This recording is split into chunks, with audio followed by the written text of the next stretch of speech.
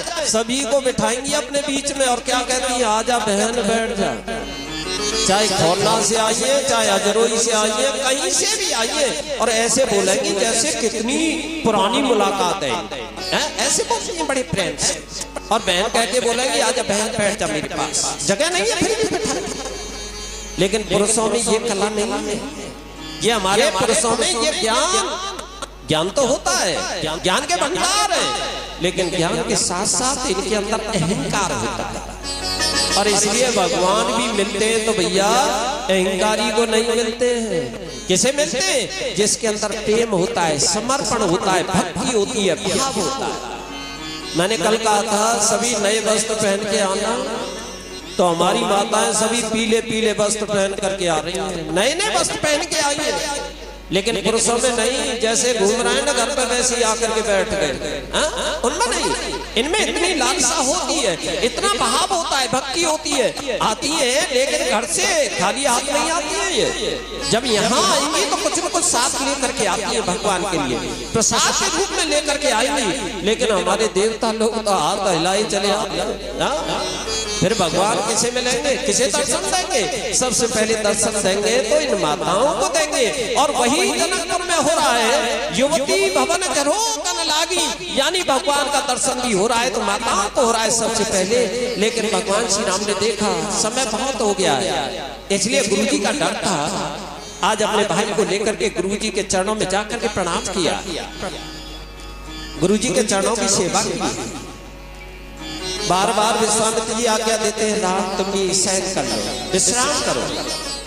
लेकिन राम ने गुरुजी के चरणों को छोड़ करके विश्राम किया। लेकिन लक्ष्मण जी ने क्या किया? लक्ष्मण जी ने गुरुजी के चरणों को छोड़ करके अपने बड़े भाई के चरणों को दाबना प्रारंभ कर दिया। लेकिन चरणों को दाबते जा रहे हैं, लेकिन बहुत रात्रि हो गई है। राम कहते हैं सो जा लक्ष्मण, लेकिन लक्ष्मण जी आज पैरों को नहीं छोड़ते। क्यों? लक्ष्मण जी को मालूम था कि कल मेरे भाई का विवाह हो जाएगा, ये धनुष को तोड़ेंगे, और जब मेरी भाभी श्री आ जाएंगी तो शायद पैरों को लेकर के मैं बैठा हूं ना, शायद मेरी भाभी श्री फिर चरणों की सेवा नहीं करने देंगे। इसलिए लक्ष्मण आज जितना हो सके उतना करने। लक्ष्मण जी छोड़ नहीं जाए, लेकिन पैर दाबते दाबते लक्ष्मण जी का भाव इतना उमड़ा कि लक्ष्मण जी ने रोना प्रारंभ कर दिया। इतने रोए, आज अश्रुओं की धारा भगवान श्री राम के चरणों पर बही।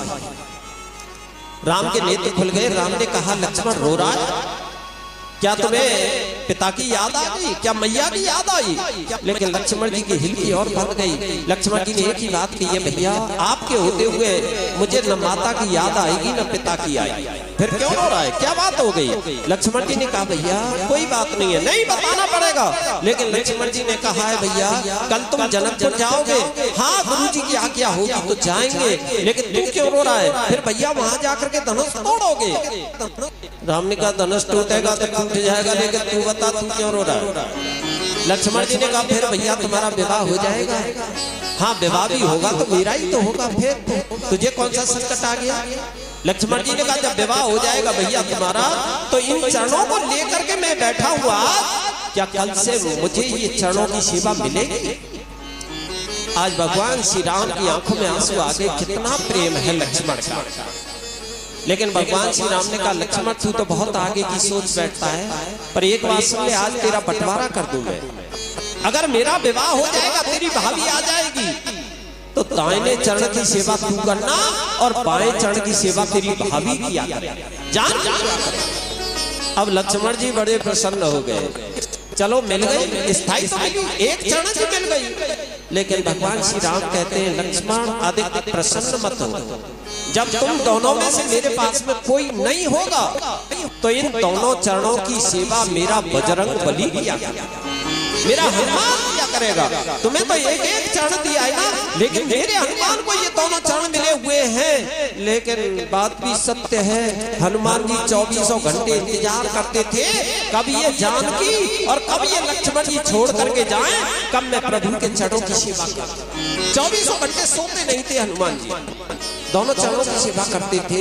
लेकिन यहाँ पर चले बंटवारा कर दिया भगवान श्री राम ने। ऐसा है रामचरितमानस, मैंने पहले ही कहा है ना, ये राम का अवतार केवल दैत्यों का नाश करने के लिए नहीं हुआ है, हम तुम सभी को आदर्श सिखाने के लिए हुआ। भगवान श्री राम ने बता दिया बड़े भाई को छोटे भाइयों से कैसे प्रेम करना चाहिए। बड़े भाई ने बता दिया राम, यानी अयोध्या का राजा बनना कोई मामूली राजा नहीं था, चक्रवर्ती सम्राट बनने वाला था। लेकिन फिर भी राम जी ने ठोकर लगा दी। क्या कहते हैं, अगर मेरा छोटा भाई भरत राजा हो जाए ना तो मैं अपना जीवन वन में निकालूंगा, जंगल में निकालूंगा, अगर मेरा छोटा भाई राजा बन जाए, अयोध्या का राजा। लेकिन भरत जी ने भी ठोकर लगा दी है, जब मेरा बड़ा भाई है तो मैं राज्य पर नहीं बैठूंगा, मैं राज्य को नहीं भोगूंगा। आज तो देखा जाए तो एक एक फुट जमीन पर झगड़ा हो रहा है, थोड़ी थोड़ी जगह पर झगड़ा हो रहा है भाइयों में। लेकिन हमें राम से शिक्षा लेनी चाहिए, भरत जी से शिक्षा लेनी चाहिए। लेकिन आज बहुत बड़े राजा बनने वाले थे, लेकिन दोनों ठोकर लगा राज्य फुटबॉल बना दिया है क्या के राज्य को, मैं नहीं भोगूंगा। राम कहते हैं मेरा छोटा भाई राजा बनेगा, लेकिन छोटे भाई लक्ष्मण जी ने बता दिया बड़े भाई के चरणों की सेवा कैसी होनी चाहिए। वनवास तो मेरे राम का हुआ था, लेकिन लक्ष्मण जी नहीं रुके, मेरे बड़े भाई के चरणों की सेवा करनी है। आज बोली कैसा, लेकिन आज उर्मिला ने और माता जानकी ने संसार की माताओं को ये बता दिया है कि पतिव्रत धर्म का पालन कैसे करना चाहिए। उर्मिला ने भी बता दिया है। हमारी रामायण में एक दिव्य पात्र है तो लक्ष्मण जी की पत्नी उर्मिला है, महान पतिव्रता है। लेकिन माता जानकी ने भी बता दिया है कि पति के चरणों की सेवा कैसी होनी चाहिए। वनवास तो राम के लिए हुआ है, लेकिन अपने पति के चरणों को नहीं छोड़ा है 12 वर्ष तक। आज बड़ा प्रेम से भगवान श्री राम के चरणों की सेवा की है। 14 वर्ष बीहड़ जंगल में प्रमाण किया है, सेवा को नहीं छोड़ा।